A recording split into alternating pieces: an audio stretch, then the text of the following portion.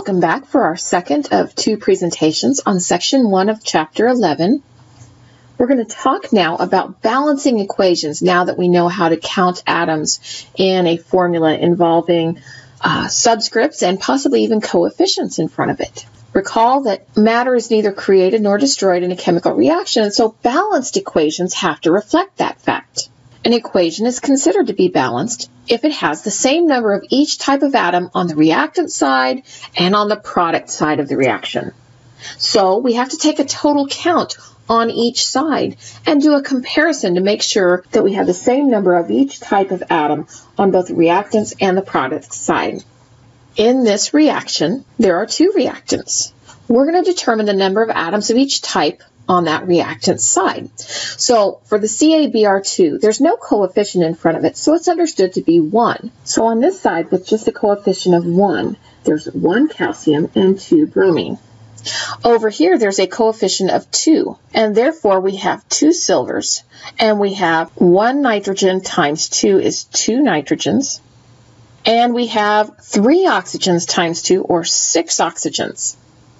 Now, if we look at the product side, there's a 2 coefficient in front of AgBr as well. So, with 1 silver in each unit, then we double it to get 2. And there's also 2 of the bromine. The calcium nitrate does not have any coefficient in front of it, so it's understood to be 1. So I really have just the 1 calcium, 1 nitrogen inside of that polyatomic, but 2 of those polyatomics, so 2 nitrogens, and then, of course, 6 oxygens. Now, as we compare the counts that we just made, shown on the left and on the right, we can see that this is a properly balanced equation because there are the same number of each type of atom in the reactants and the products. In this reaction, oxygen shows up in both of the reactants. So we're going to have to make sure when we find the total count of reactant atoms that we put the oxygens all together. So the count has been done for us here. 1 iron, 1 sulfur, 4 oxygen, 1 barium, 2 nitrogen, 6 oxygen. But with oxygen in each, that oxygen needs put together for a total of 10. Now the other ones are still as they were, 1, 1, 1, and 2. So that means that there are 10 oxygens, not just 4 or 6. So keep that in mind as you count the atoms on the product side as well. So on the product side, without any coefficients written in, we have 1 barium, 1 sulfur, and 4 oxygen. We have 1 iron, a total of 2 nitrogen, and 6 oxygen. So as I tally this up over here, I have 1 iron, 1 sulfur, 1 barium, 2 nitrogen, and 4 plus 6, or 10 oxygens. In the final comparison, I've put my atoms in the same position so it's easy to make the comparison. We can easily see we have an equal number of each type of atom. So this equation is balanced as it's written with coefficients of just 1 in front of everything. And this can sometimes happen, although many times you have to add at least 1 coefficient, if not several coefficients, to get them to balance. What if you are given a chemical equation showing reactants and products, and you're asked to balance it? In order to balance the equation, we have to insert coefficients that will make the count of atoms the same on the 2 sides of the reaction. Keep in mind, you never, ever, ever change a formula in order to get things to balance. If you can't get it to balance, you can go back and check and make sure you haven't made a mistake in a formula.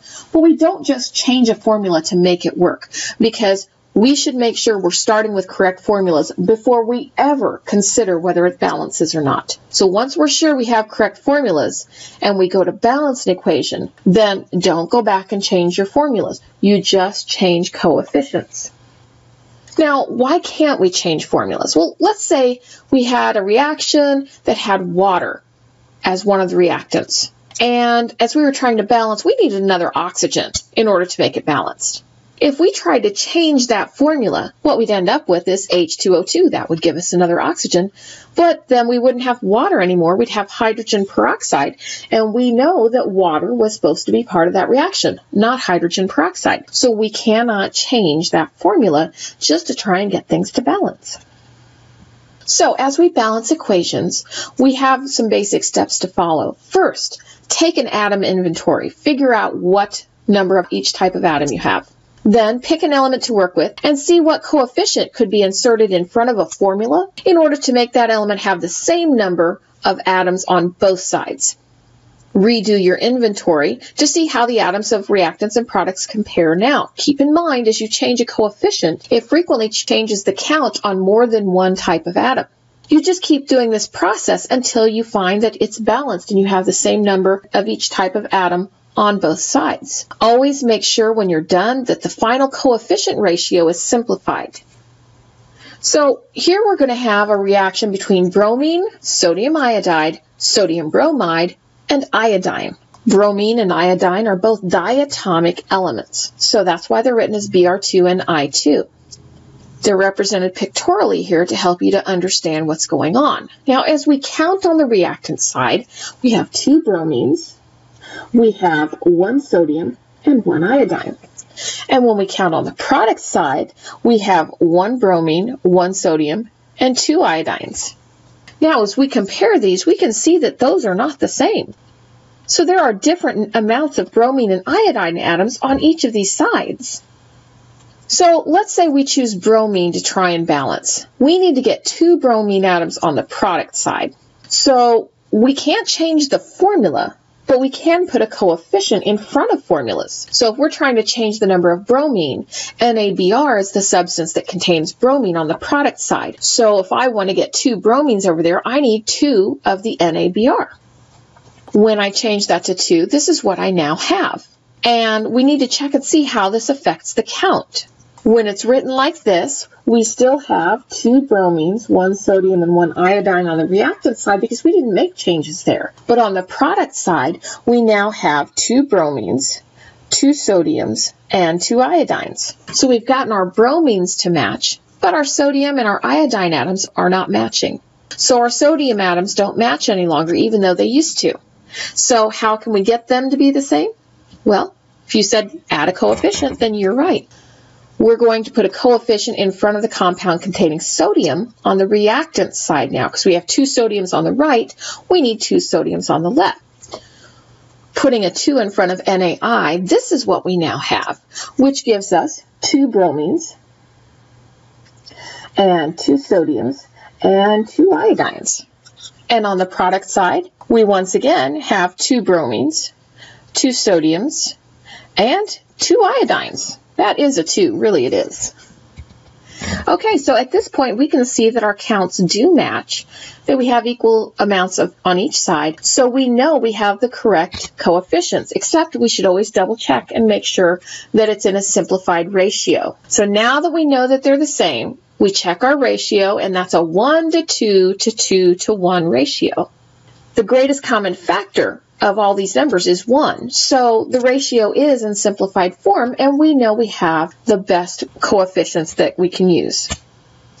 The reason that we have to perform this step is because the equation is also balanced if we put in other coefficients that still have that same ratio, such as 2 to 4 to 4 to 2. The problem is all of these are divisible by 2, so it does simplify to 1 to 2 to 2 to 1, and we always want to write our equations with the smallest coefficients that will allow the equation to be balanced. Let's try another example. We're going to try balancing this equation, remembering to check our full atom count each time we insert a new coefficient. So initially, we have 1 silver, 1 nitrogen, 3 oxygens, 2 hydrogens, and 1 sulfur.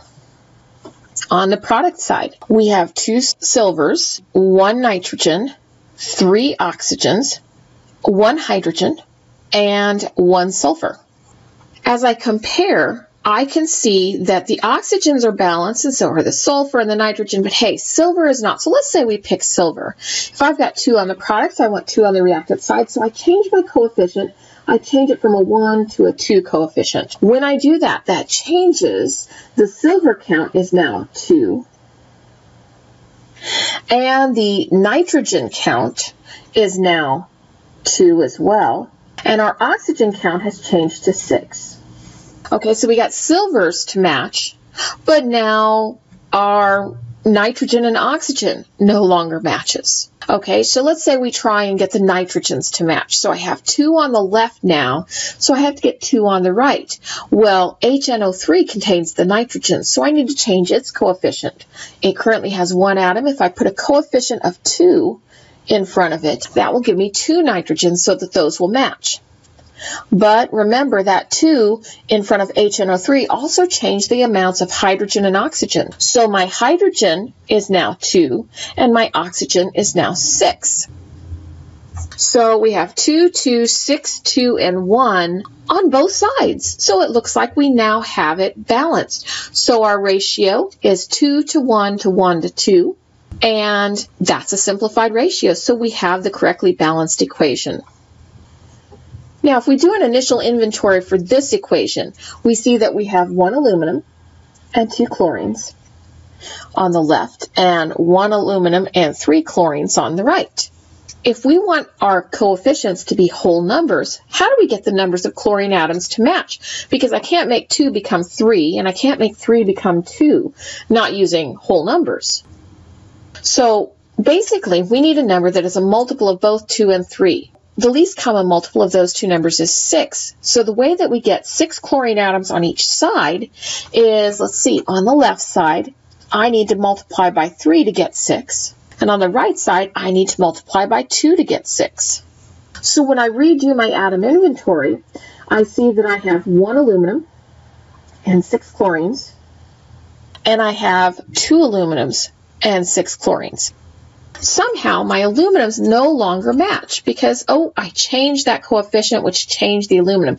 But that's an easy fix because I can easily get more aluminum on the left by just putting a coefficient of 2 to get me 2 aluminums on that side. And that's all that changed when I inserted that 2. So it's correctly written as 2Al plus 3Cl2 yields 2AlCl3. And that's our balanced equation because 2 to 3 to 2 is a simplified ratio. Let's try doing the same thing on this equation.